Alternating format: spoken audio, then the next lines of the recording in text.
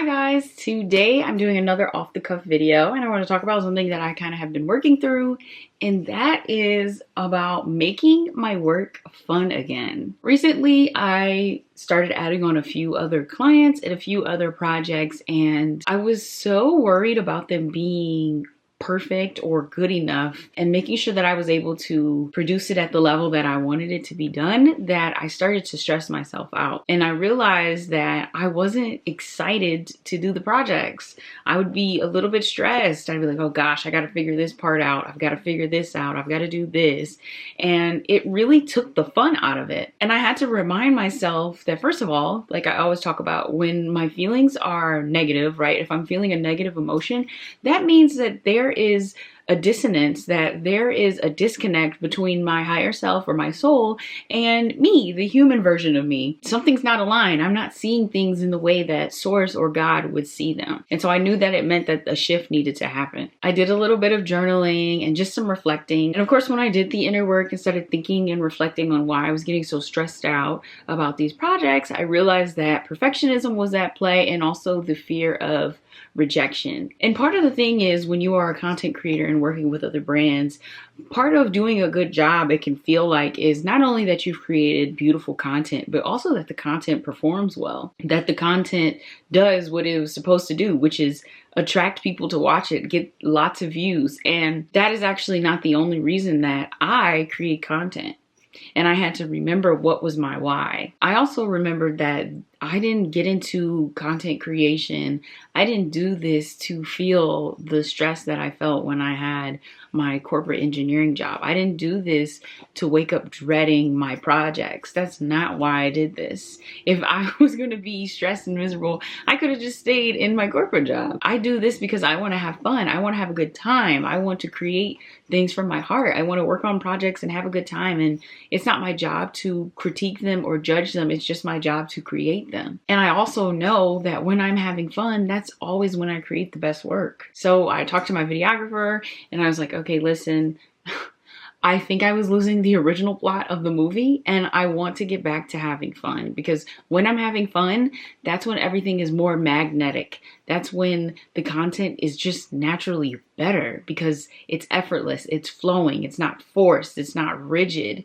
I'm not overthinking, I'm not anxious about anything. I'm just able to flow, and I feel like the work comes out so much better when I'm able to do that. So I say all that to say that if you are currently working on any projects, whatever you do creatively, or maybe it's not even creatively, but how can you make work more fun again? I think that we should always be trying to find ways to bring more fun and enjoyment and pleasure into the things that we do and create, because ultimately it's not about the destination. It's not about the end product always being exactly whatever we think it needs to be, because that is only such a short-lived moment.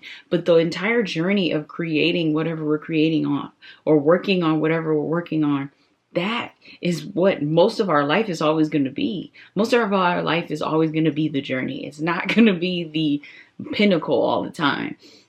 And I'm thinking of that Miley Cyrus song, it's always gonna be another mountain. Like, it's always gonna be another mountain. It's always gonna be something else for us to experience and to work through and to enjoy. So it's in our best interest to always try to make it as fun as possible, as enjoyable as possible, because the journey is the longest part. And especially if you're trying to build your own business, I'm telling you now that you want to make sure that you are building it the way you would want it to be in 5-10 years. How often do we see people that have built a business from the ground up, and it's a business that they hate, or it's a business that they can't leave? Like, it's a business that they have to work a ton of hours because of the way it's been built, or it's just something that's very time consuming for them because that's the way they've built their business.